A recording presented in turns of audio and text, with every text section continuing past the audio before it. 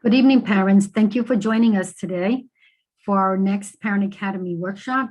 We want to thank you for joining us this evening. Gracias, padres, por asistir a nuestra Academia para Padres. Le queremos de nuevo dar la bienvenida a nuestra Academia para Padres, nuestro taller de esta tarde. Our workshop for this evening is virtually advocating for your child. So in a few minutes, we'll have our presenters introduce themselves. En unos minutos vamos a empezar nuestra presentación, nuestro taller, que el tema es cómo abogar virtualmente por sus niños.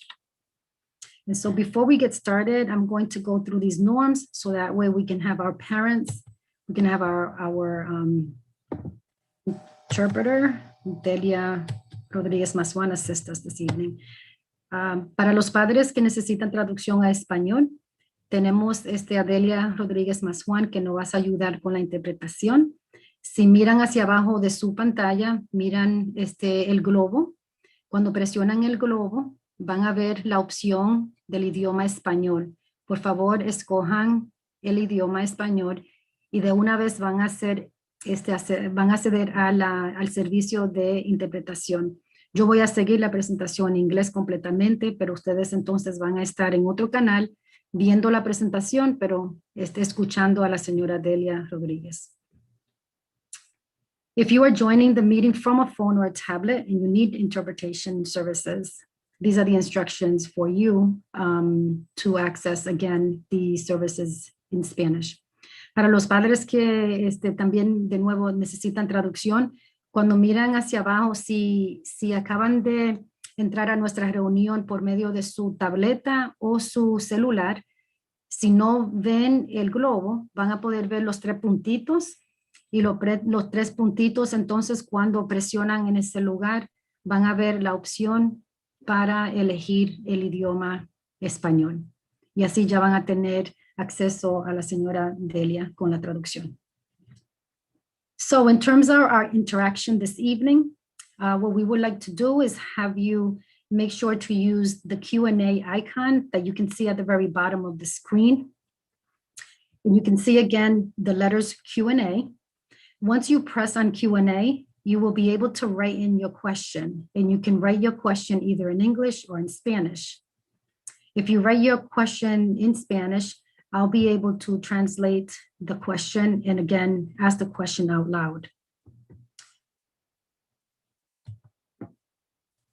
Now we have another option. If you prefer to ask your question out loud, then you can just, again, look at the icons at the very bottom and you see the little hand, it says raise hand. Once you press raise hand, then we will see your hands raised, beside your name. And so we will call on you and we will ask you to unmute yourself, and then you will go ahead and ask your question out loud, where everyone will be able to hear you. The chat feature is also another feature that you'll see at the very bottom of your screen, but it will not be enabled for you to write information. You will be able to read information that we plan to use to make certain announcements, and also to provide you perhaps some links that you would also have access to. So throughout the workshop, you'll be able to see whether or not we've entered information in the chat. Okay, and we will try to answer the questions that you might have along the way. Thank you. So just a quick overview. The session, this workshop session, the presentation is a webinar format. And so it's not what you most likely are accustomed to, which is you can see everyone that's in attendance, all the little videos. As a webinar feature, you will only see the folks that you see right now, which are the presenters and ourselves who are helping make sure that the information is being shared with you. The presenter will try to answer as many questions as possible throughout the presentation. And then at the very end, we will also have you give another opportunity to ask any questions. But remember, if you want to write your question, you can go ahead and use the icon at the very bottom, Q&A, or raise your hand, and we will call your name and ask you to unmute your microphone. We are working with an interpreter. So again, we are asking our presenters to please try to speak as slowly as you can, so that way our interpreter can capture all the information that you're sharing in English. Your microphones will all be muted. So unless you raise your hand, you will not be able to speak out loud. At the very end of our session, we will have our presenters exit. Once they are done and there are no more questions, we will then proceed with sharing with you in the chat a link asking you for responses of some questions regarding your opinion about the workshop. But we also have giveaway prizes. So we want to make sure that you can help us learn about the delivery of this presentation, how helpful it was to you. And at the same time, we'll have a fun activity as we end our session this evening. And then we posted our website here for any additional information you would like to learn about the Providence School District and the academies. So these are just listing here the different giveaways that we plan to have a drawing on at the very end. So please do not miss this opportunity. Do not leave. We will definitely make the announcement right after the Google form that we will be inserting in the chat for your feedback, and then drawing these giveaways. Then these are the workshops that are coming up. So today is the virtually advocating for your child. And then the last one for the month of April is the following week after April break. As you all know, next week we have April vacation. And so on April 29th, we will be hosting Managing Daily Stresses for Families, and that will be offered only in English. And then the Spanish version of that same topic will be offered on April 27th, or completely in Spanish. Okay.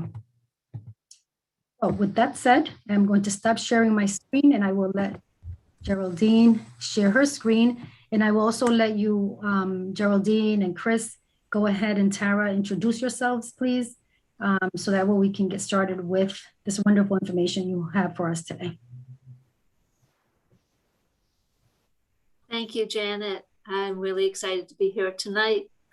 I'm here with my friends. I'll let them introduce themselves too.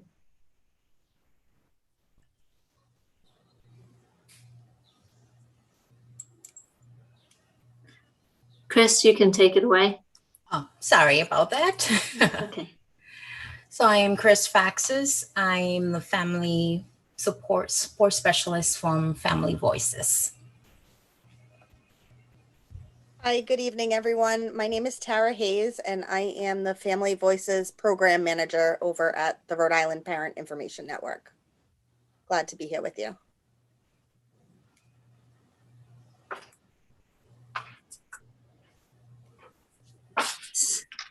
So, Chris, you want to start off? Let's get started. Hello, everyone. Welcome, and thank you for joining us today to talk about building positive relationship in a virtual world.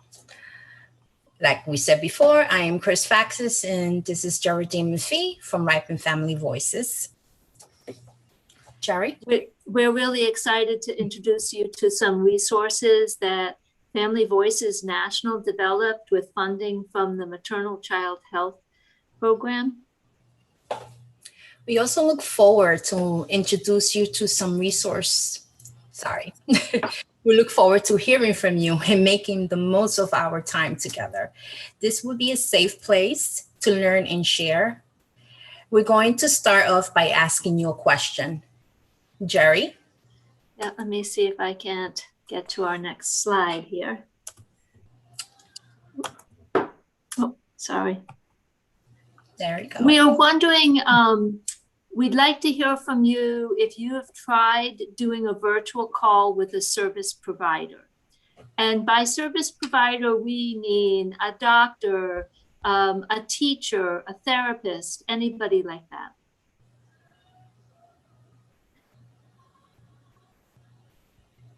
This is just a quick poll. So here's the question in English and Spanish. Have you tried doing a virtual call with a service provider? Just yes or no.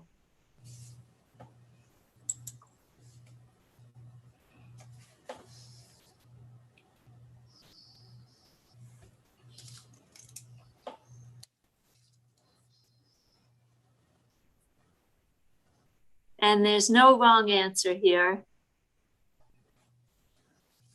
This just gives us an idea of where everyone is at.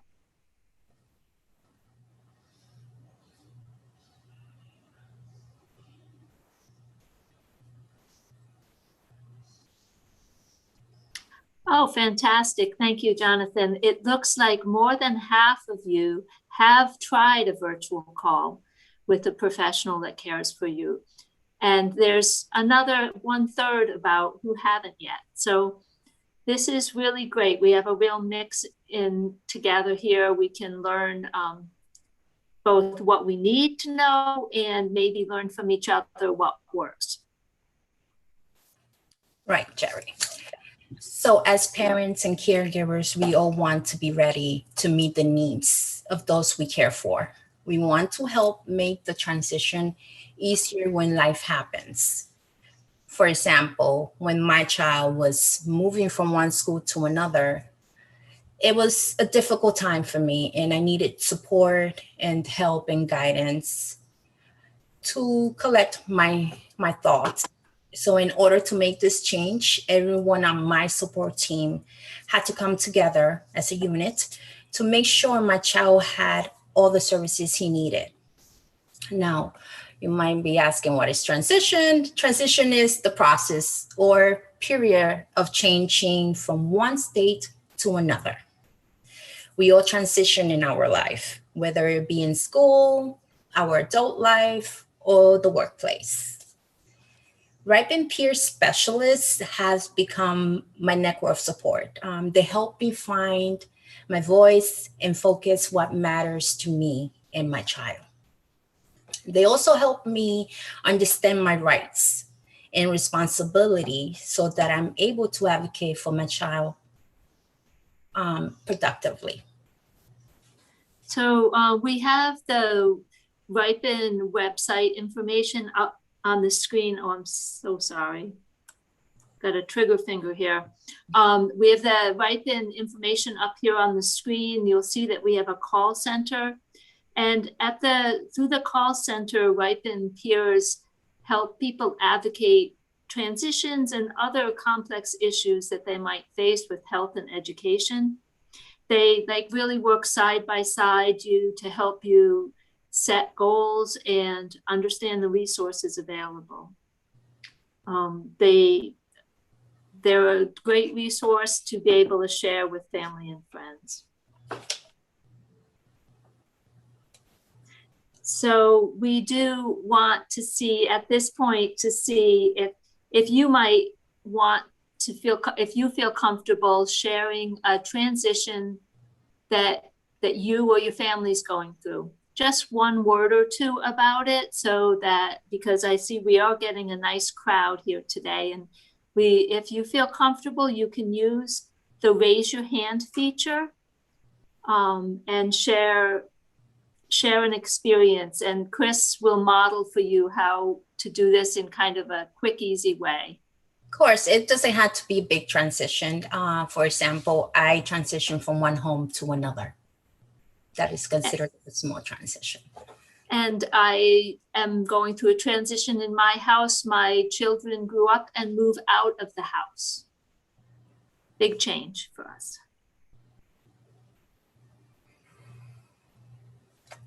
Janet, is anyone raising their hand? Not yet. So again, for those of you who are on the call, please participate. Let us know just an example or two.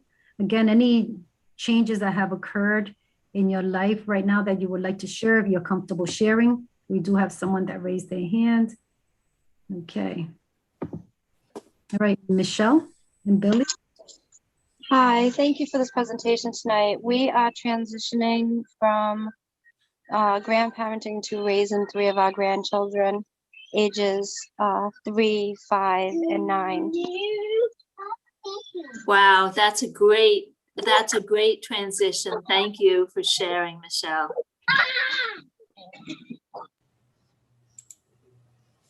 Anybody else? This has been a big year of transitions for many people, moving towards virtual education, huge transition I'm sure many people in the school system. Like working from home, not going into the office. Those who are lucky to still be working from home. Mhm. Joanne, did you want to share? I thought I saw your hand.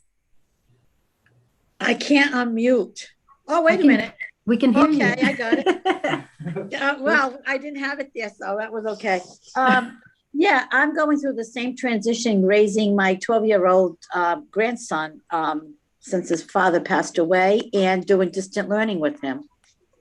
Wow, fantastic, Joanne. Wow, we got some real brave people here. Thank you. Thank you, Joanne. We have one more if you would like to take. Let me see. Actually, Michelle is interested in adding. Michelle. We have another transition that will be needing to do an EXA process to try and relocate school districts this year. Okay, that'll be different.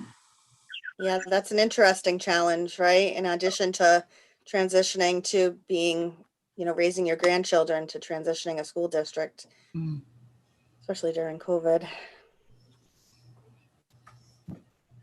Okay, you want, no one else has raised hand? Okay. Okay, Okay, well, thank you. Thank Thank you so much. It really does help when we share our stories to help us feel a little bit more connected. So I appreciate that. It helps me feel connected to you too as a presenter. Oops. So with a network of supports, families become more comfortable being part of a team, able to raise their voice, not raise their voice, but say what they think, and become easier to ask questions and communicate important information that's going on at home. So with equal and reliable access to resources, we can all make better decisions. We can work together to advocate for health and education, and are more likely to reach our goals. When we come together in this way, it's called person or family-centered care. As part of family-centered care, as part of a family-centered care team, everyone has an important role to play. And as a family member, it's really important that you check in with your child to see what they want and what they need. And also to understand how plans that are developed will affect your child. A big part, I'm sorry. That's okay. We do have a handout that we can share in the chat. Tara, if you'd like, it's kind of a definition of family-centered care. You don't have to link to it right now, but we'll just hold it for you there. Go ahead, Chris. Okay. A big part of your role is doing your part as building a good relationship with your provider. And one of those parts is to make the most of your time with your provider. Let's start with getting ready before a meeting. You need to have the information that will help the team and yourself create clear goals, realistic goals. Ask ahead of time for any help or assistance that you may need for this appointment or visit. For example, you need access to technology like a computer, a tablet, a quiet space where you won't be interrupted and you will have some privacy, and interpretation if English is your second language. During the meeting, your main role is to really participate, be an active participant. Ask questions like, how is my child doing? What can I do to support them?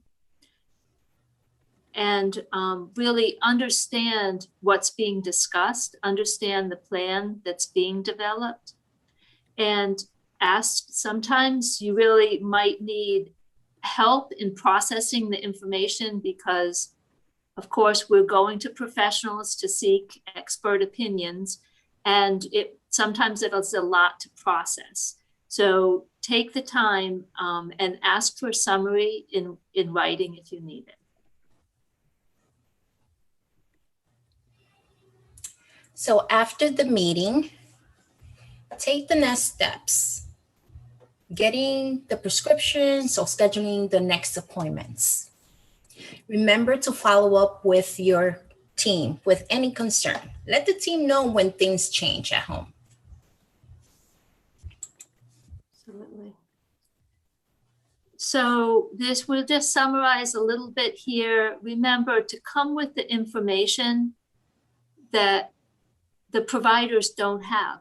What's happening, what you're observing at home is really important to share with your support team. And again, participating, in order to participate, you really need to know what's expected of you and understand who will be at the meeting and what everyone's role is. Family or peer support, make sure to get the help you need and take care of yourself. Take a breath and step back and to reflect on what's happening of what you just experienced in this visit. Ask questions. Don't be afraid to give feedback on how the plan of care works for you and what might make it better. I think, Jonathan, I think we might have a question now for everybody. We've gone through a lot of information, and as you think about your role in meeting with professionals, we want you to think about where are you most comfortable before, during, or after the visits? Like at what stage? Or are you not comfortable at throughout any of the process?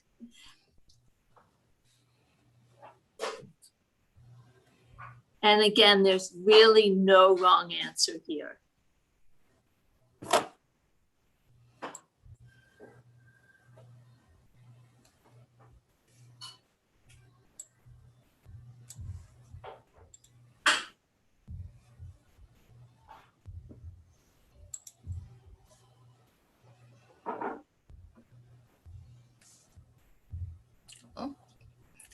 Wow, excellent.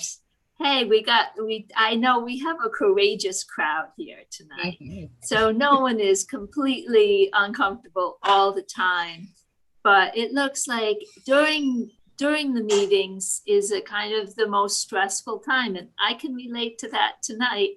I think maybe I'm personally a little bit beforehand. When I come to a meeting, I feel supported somewhat, but there is a lot of anxiety because we want to get a lot done then in meetings. Our experiences are also different, but the more that we play roles and participate, our confidence does increase. That is very true, Jerry. So as we all know, technology is always changing. There's always some new word or new tech device. A new word we are hearing lately is telehealth. Telehealth is the use of electronic information and technology to support long-distance care service. Telehealth is when caregivers and providers share health and wellness information like we're doing here tonight. You also may already be using many technology, including the video chat, the internet, the wireless communication like Wi-Fi, tablets, cell phones, laptops. You're right, the technology is always changing, and so are the words that we use to talk about them. But with telehealth, we want you to remember that you always have the right to have your personal information protected. This is known as confidentiality, and it builds trust between you and your provider so that you feel assured that your personal information will be kept safe and shared in a way that protects your privacy, safeguards it, while still allowing you to have access to it. We do have some handouts about shared rights and responsibilities that we will be sharing with you.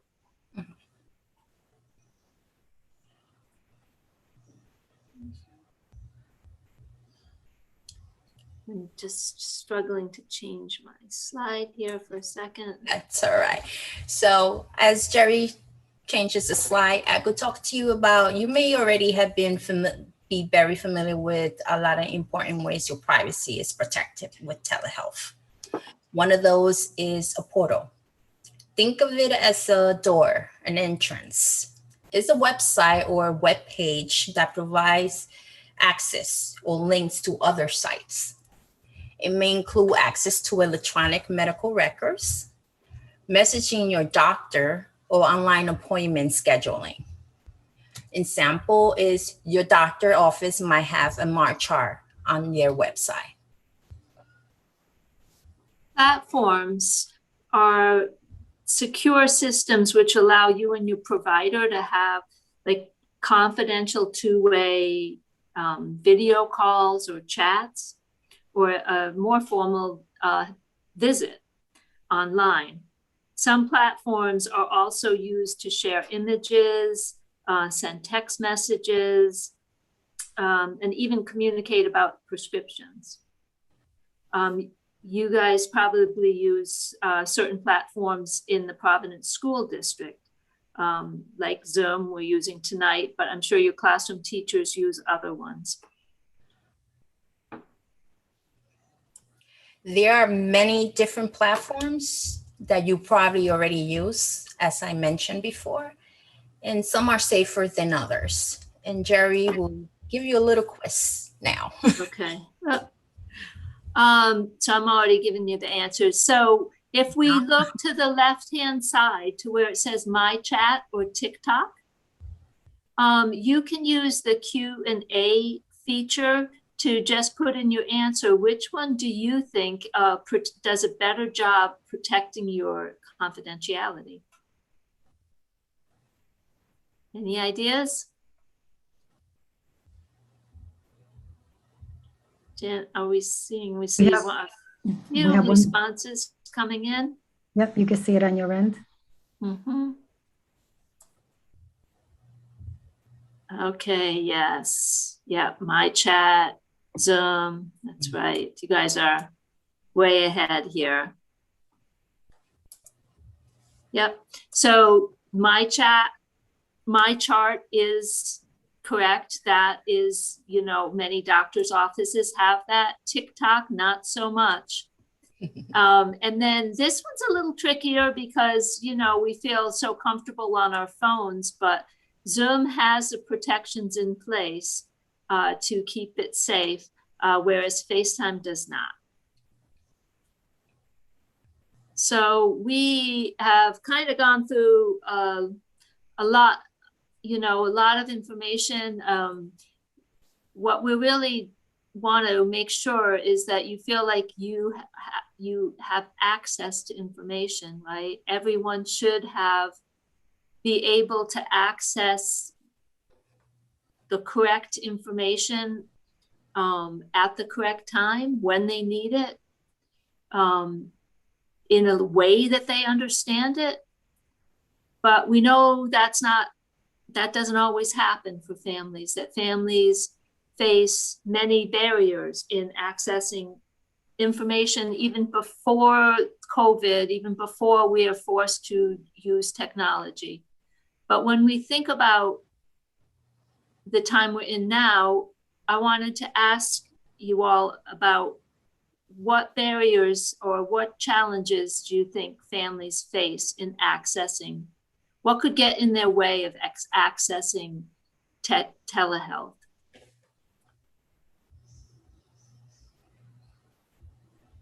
In the families that you know or you might have connections with in the community.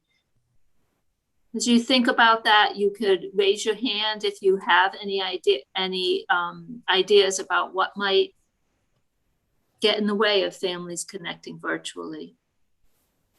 I can give an example. Is I know when we transitioned to distance learning last year, We had Wi-Fi at home, but we didn't have enough bandwidth at home to have all 3 children, access using their Chromebooks, and then myself working from home using my laptop. So we were able to ask the school department for a hotspot so that my kids could connect to the hotspot and I could connect to the home internet, and we could all not kick each other off, right? Yeah. Devices. Excellent. Thank you, Tara.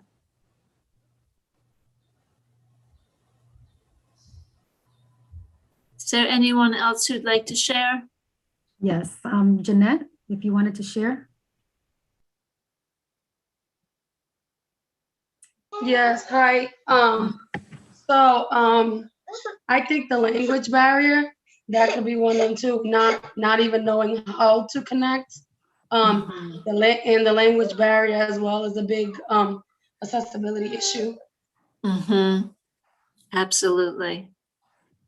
Thank you, Jeanette. And do we have somebody else, Janet? We did have Michelle. Michelle, I don't know if you still want to share. Hold on.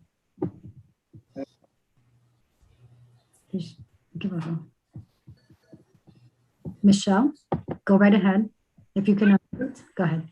Ours was the same. We added an additional hotspot from the Providence School Department, but also during these times where people are having to choose to eliminate like their cell phone service or their internet, being out of work and such.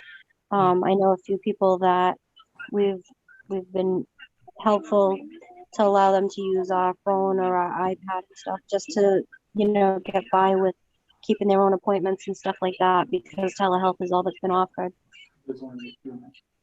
Okay. Thank you, Michelle, for sharing. We do have a comment on the Q&A. It says people were pushed to use more technology without them being familiar with it. Yeah. That was hard. Well, that's for sure. We've all really been pushed, and financially people are facing a lot of hardship, and all of the issues about language access that were there before COVID is still there. And even beyond different languages, the information is sometimes really hard to understand. So thank you so much for really thinking about that. We're gonna move on and continue to talk about maybe some ways to get around those problems. So the accommodations. When we face these challenges, we need to advocate to get what we need. Sometimes we're a little too afraid because we do not know our rights and responsibility. So when you and your loved one have a disability or issue that makes it hard for you to participate, you can ask for reasonable accommodations. Your next steps might be to talk with your provider about what you need to participate fully. Be specific and ask early. Know your rights. Linking to networks of support can help you identify resources and find solutions. Thank you, Chris. We'd like to share a few resources that Family Voices has put together to help families kind of find those ways over and around and through the many barriers that they face. So Family Voices has put together several handouts in really simple, family-friendly language in both English and Spanish around what is family-centered telehealth, like we've been talking about today. What are your rights and responsibilities to access your care providers virtually, and how to prepare kind of a tip sheet, a checklist for preparing for a telehealth visit. And they've also put together a package of what they call barrier busters, which we're going to take a look at now. I'm going to stop sharing my screen. These resources can all be found on the Family Voices National website, which we're going to link to. Yep. And Tara's going to help me out with that. So family, I'll tell you a little background on Family Voices. They got this funding through the Maternal Child Health and administration or program. And they really worked with families from all around the country to think about what would help, where are the problems, where are the solutions, and how can we share this with families in a way that's understandable and useful. So this is their main website, and we'll go to the curriculum section. You can also select a language on their website and link to the Spanish. Tara, can you just move your cursor to the select a language section at the very top left-hand corner? Up here, you can select Spanish or any other language, and the resources will come up in that language. But this is the, in addition to all those handouts we talked about, they also developed a curriculum, a set of training materials to help families really have more successful visits, virtual visits with their providers. They have 4 webinars. You can just scroll down a little bit more. And they are, the first one is, scroll up, it's going kooky. There you go, Tara. Really about like getting connected, like we were talking about, getting a good signal. And then another whole webinar on using your device and understanding how they function differently. There's a lot of different things show up differently, whether you're on a cell phone, a laptop, or a tablet. And then just scroll down to the next 2. Oh, I can, Tara, maybe you want to stop sharing your screen and I'll take it from here. Tara just had, she's going to share her voice. She has an opportunity to present. She just got an opportunity to present. So she is going to jump off right now. So I've got to jump on here. Thank you, Tara.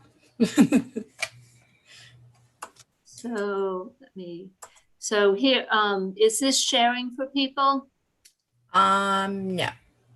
Okay. I don't see it. Okay, let me try one more time. There we go. Okay, there you go. Thank you, Chris. So this is the Family Voices website. Their work focuses on children with special needs, special healthcare needs, but the resources that they develop are really good for all families. Yes. And here are links to the webinars that we talked about. And they are all in English and Spanish. There's also kind of a summary, a short version of them that you can link to get an idea if you want to share it with other providers or families that you know. The webinars are not so long. They're about 20 to 30 minutes long. Of course, when you have kids, they are pretty long. Yeah. And here you'll find the links to all of the handouts we discussed. Yes. Do you want to show them one? Sure. This is what they call the barrier busters. And Chris, how does that translate? How would you translate that in Spanish? I translate it as solutions to barriers, but soluciones para barreras. I'm going to pull it. These are all in English and Spanish. It wasn't translated that well in the national. Positive criticism. So here you will see they have a nice list of many different issues like that you all shared that come up for families. And I'm going to pull up one that I have. I'm not comfortable being on camera. So you'll see the way they designed these were to be very straightforward, simple, some graphics. And every time they define the issue and they talk about who can help. And then they talk about helping parents walk through some potential next steps. And finally, they provide live links to information that is developed and vetted by many families have used around the country. So that's just one example, but they do have many there, and they're all adaptable. So Janet, or if any other parent leaders were working and finding a certain issue kept coming up and knowing that they have a great resource in the school department, they could adapt this barrier buster to be very specific to Providence or your church community or another group you might work with. Another thing that I want to share with you is I did also wanted to add for those barrier busters, if, for example, some are having difficulty reading, you could only use the visuals. You actually could make them your own, and that's what I like about those. Yeah. Or if, like Chris said, the words just don't translate well for our community, we can choose and change the words to something that make more sense. Yes. So these resources were developed with that the health perspective for children with special healthcare needs, but maybe you want to remove all that special healthcare needs language and make it more about school. Yes. Then you could do that. So this is a handout that you can download, and it's how to prepare for a successful healthcare visit. And as Chris was showing how there's these different stages before, during, and after a visit, it kind of walks you through that, little couple of reminders and a section to gather your thoughts. So what do you want to talk about? Yeah, and again, this worksheet, you able to make it your own. You could delete some of the information and write down what you need and what you want to, your goals, what you want, the outcome you want of this visit.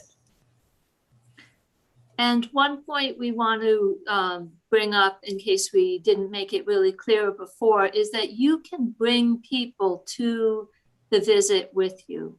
Yes. It's your visit. If you feel like the person will keep it confidential, you have the right to do that. Yeah, because again, we are so focused in the present, and we might miss something that the provider is saying or any questions that we wanted to bring up, but we tend to get emotional when it comes to our children. I'm one of those, so I always have a support system, which is my sister or my son's respite worker. Mm-hmm. And then it just has a little reminder to reflect afterwards, like we got through the visit, but there's still work to do. There's a plan to carry out. So I'm gonna stop sharing my screen for a moment and just share our final slides with you. Mm-hmm. So we really look forward to keeping in touch with you. It's so exciting to connect with people in the community, and it has been hard during this time. So this is what we have, these virtual calls, but we hope that you will think about staying in touch with Janet's office, the FACE office, with your schools. They have a lot of support for you, and we hope you will think about visiting the Ripon website. You can email Tara, Chris, or I at Family Voices at Ripon. To help you and assist you in anything. And we kind of want to do two last things before we leave. We want to open it up to questions or comments that you might have. We're particularly interested in hearing about how we can share this information in ways that will be useful for families and professionals. And then we will have one last poll before we hand it over to Janet. So we're going to open it up to any questions or comments. You can use your raise your hand function for that. Maybe somebody we haven't heard from if you feel brave. No pressure.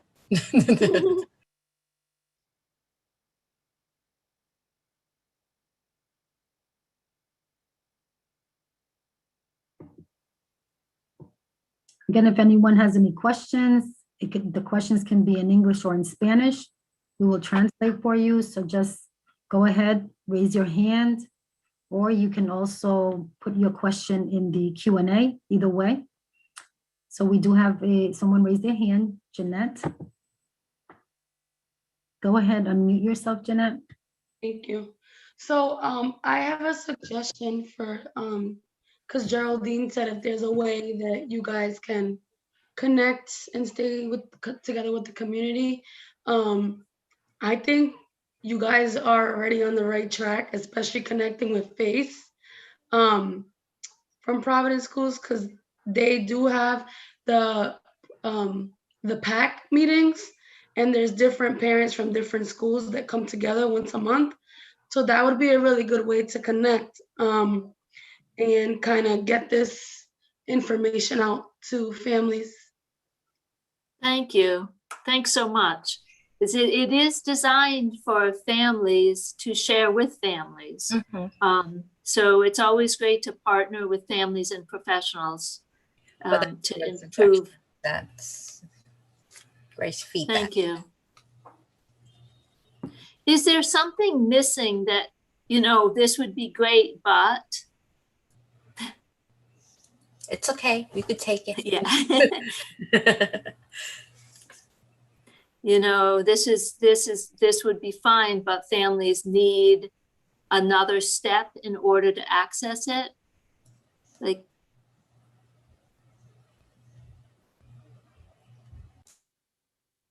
Don't be shy. Maximize this opportunity. Please either ask your question via the Q&A. You can write in your question or raise your hand. Pueden hacer su pregunta en inglés o español. and the other things that we like to hear about is what was confusing. Mm-hmm. What didn't make sense today? We welcome any feedback. And I apologize if I missed it. I had to step off to testify quick, but I really wanted to make sure that everybody understands that, even though this is geared towards telehealth and it's called telehealth, it's really, you can expand it to all virtual visits and meetings. So if you have a child in a school district and you're meeting with their professional, their teacher or their speech therapist or, their ELL learner, then this is, you can adapt that to this type of module. You can look at that in the way of saying, well, instead of saying my care provider, my education provider, and you can, really take these tools and use them in the same instance as working with your child's teachers and therapists. That's right. And one thing that we're really hearing that is it been a challenge is signing up for even the COVID vaccine. Do you know, how do we know it's safe? How do I know how to sign up? Where do I go if I have questions?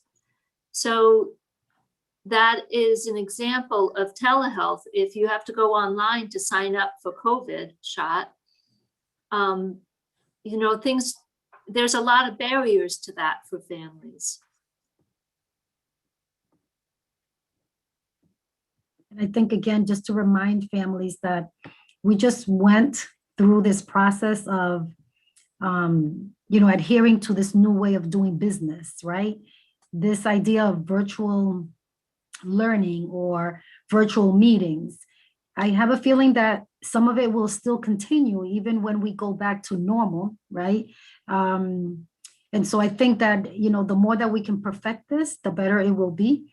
And it's still a way to communicate. It really works very well for some people.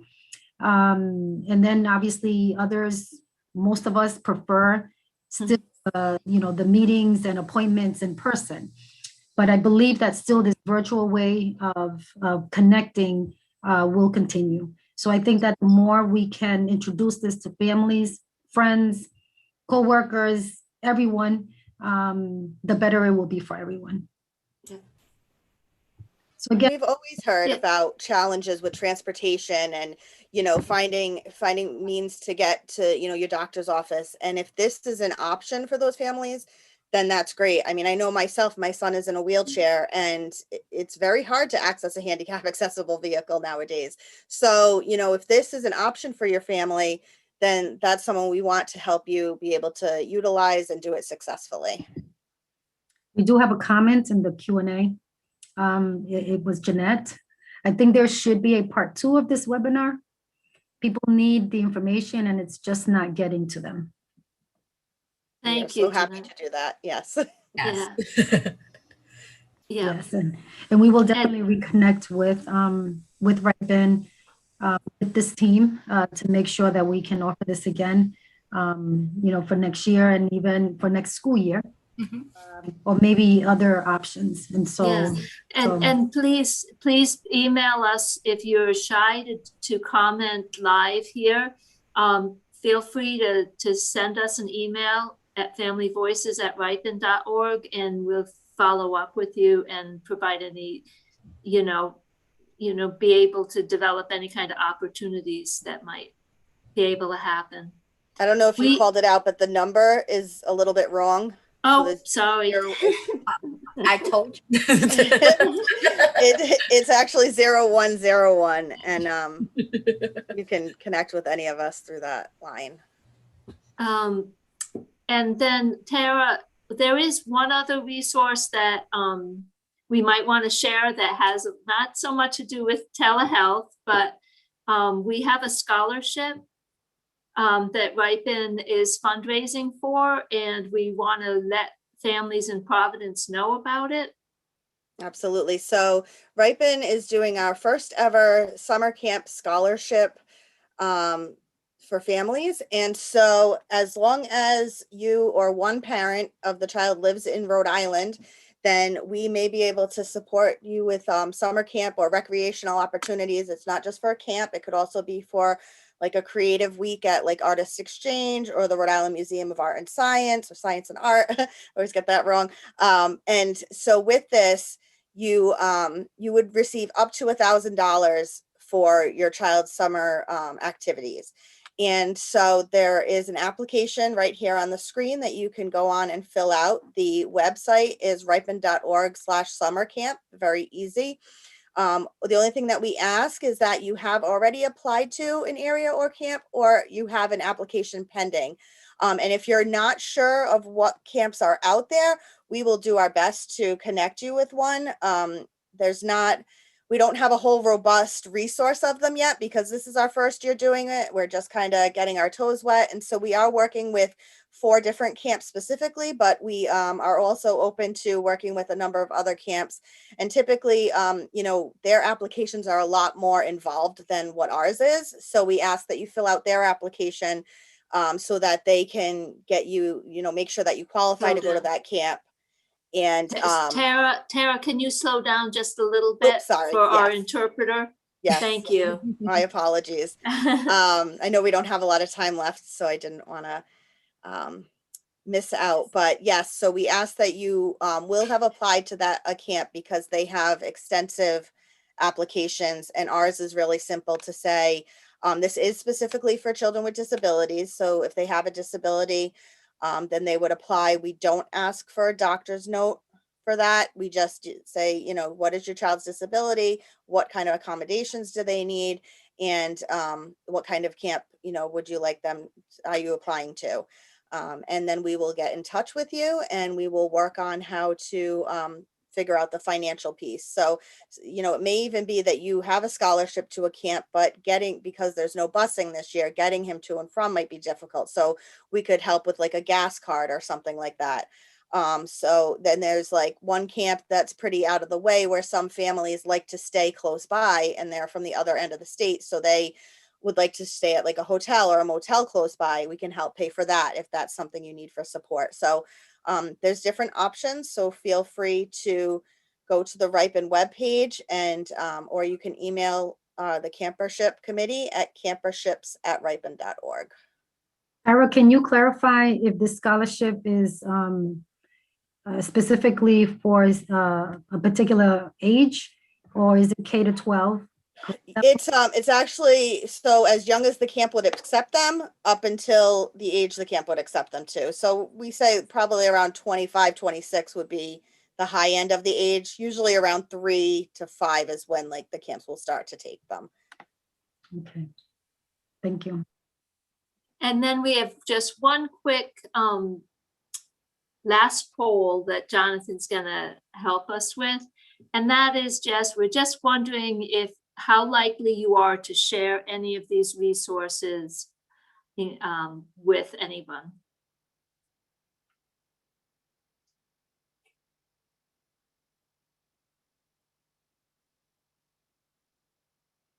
And again, no wrong answer here. It's just is how we know we can only get the information so far out ourselves, and we need to partner with individuals like you out in the community to help us.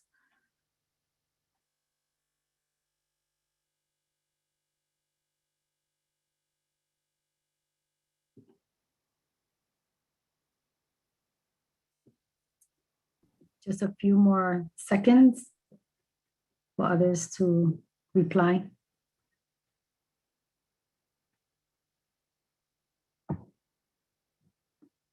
Geraldine, we can't hear you. As soon as we wrap this up, Janet can start her raffle. So I don't know what could be more exciting. Thank you, thank you. Okay. Good luck, everyone. This ends our poll right here. Thank you guys. Thank you. Well, we're going to say goodnight. We're at time, but we really want to thank you for giving us this platform, Janet and Jonathan and Delia, and Delia. Really, it was a lot.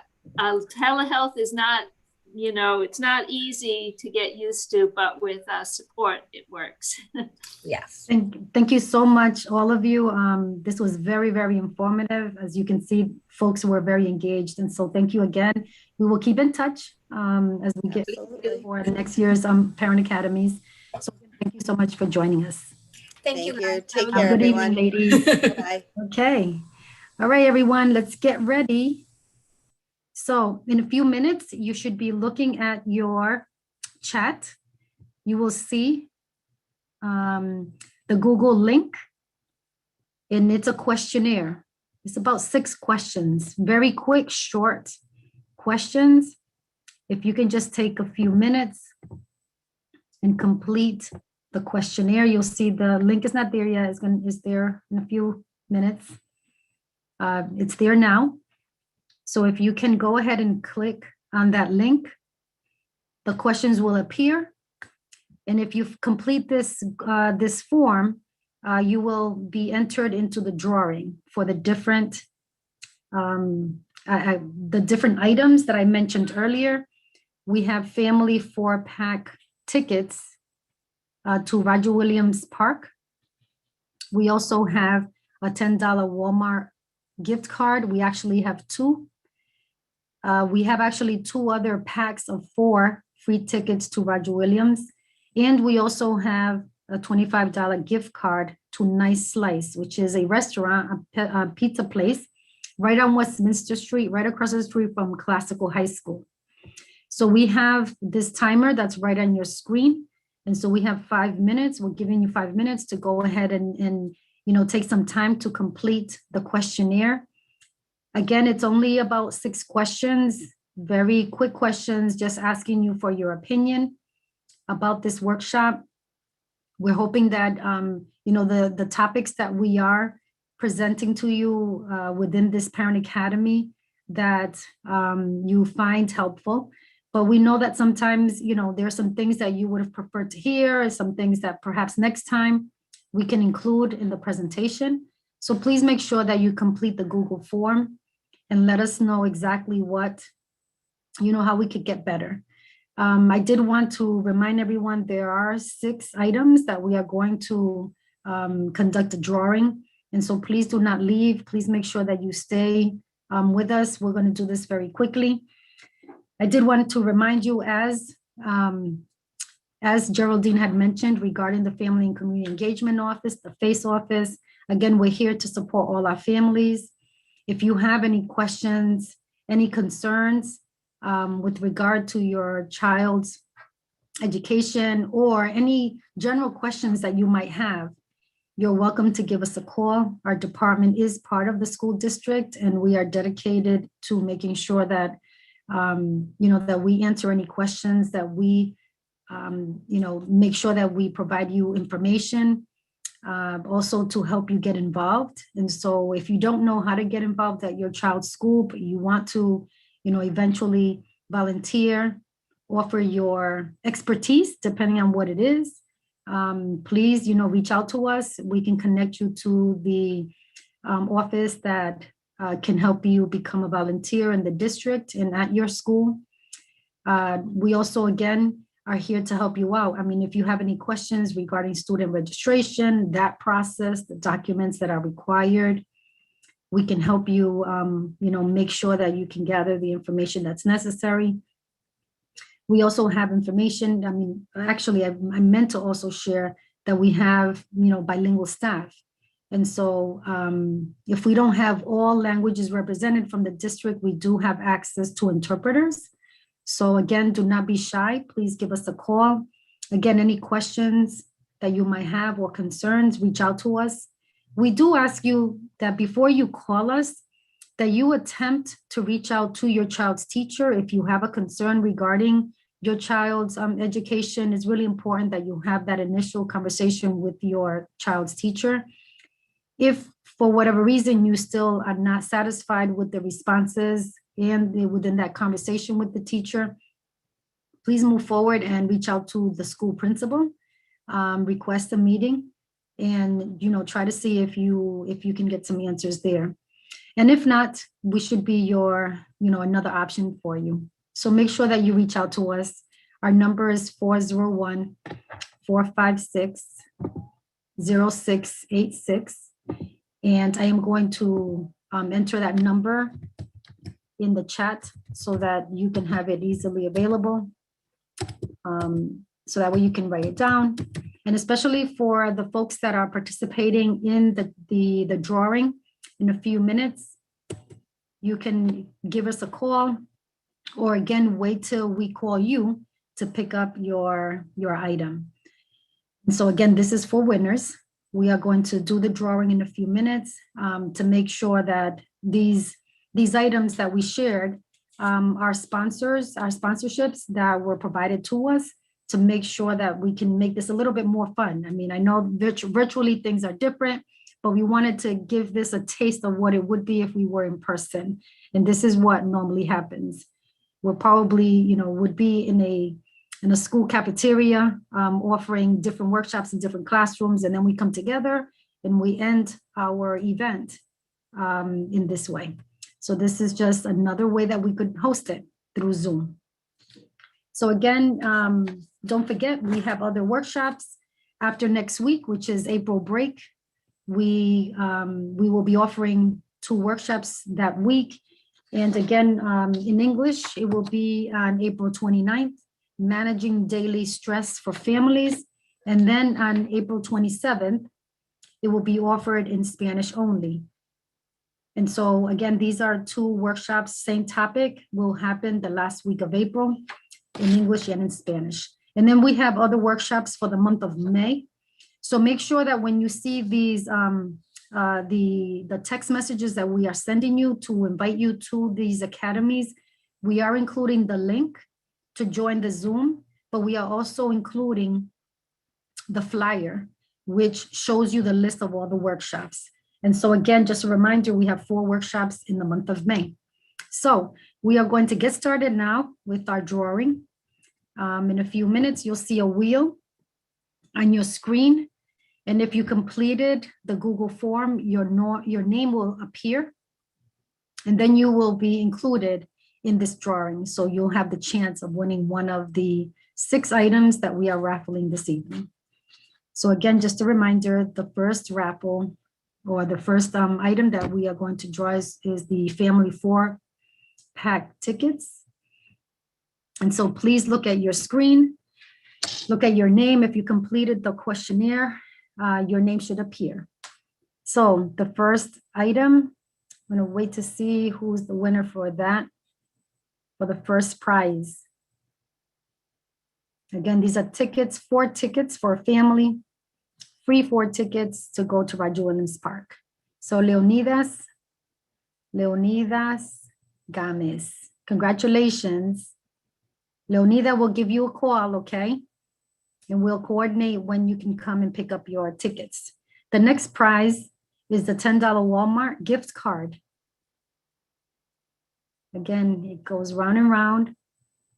The $10 Walmart gift card goes to Elvin.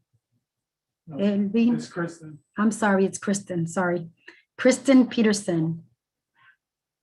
Kristen Peterson. Okay, so Kristen will be in touch with you soon. Okay. The next prize is family 4-pack free tickets to Roger Williams Park. And the winner is Chandra Dash. Okay, the next item again is the 4-pack tickets to Roger Williams Park. Again, these are 4 free tickets.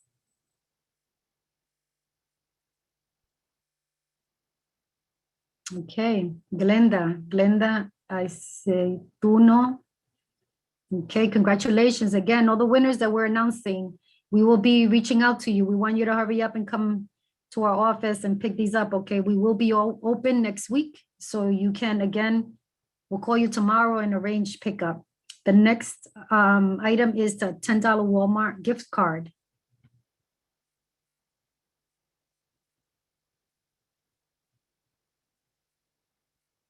Okay. So Haiti Arias. Congratulations, $10 Walmart gift card. And we have one more item, and it's the $25 Nice Slice. This is for the pizza place right across the street from Classical High School. $25 gift card to Nice Slice. And this is for Elvin Polanco. Again, we will be calling everyone. Congratulations to all our winners. Thank you so much for joining us this evening. We want to thank you again. Don't forget that we have workshops the last week of April, and then we will have another 4 during the month of May. So thank you so much. Have a great weekend. And thank you so much, Delia, for helping us out with interpretation. Good evening, everyone.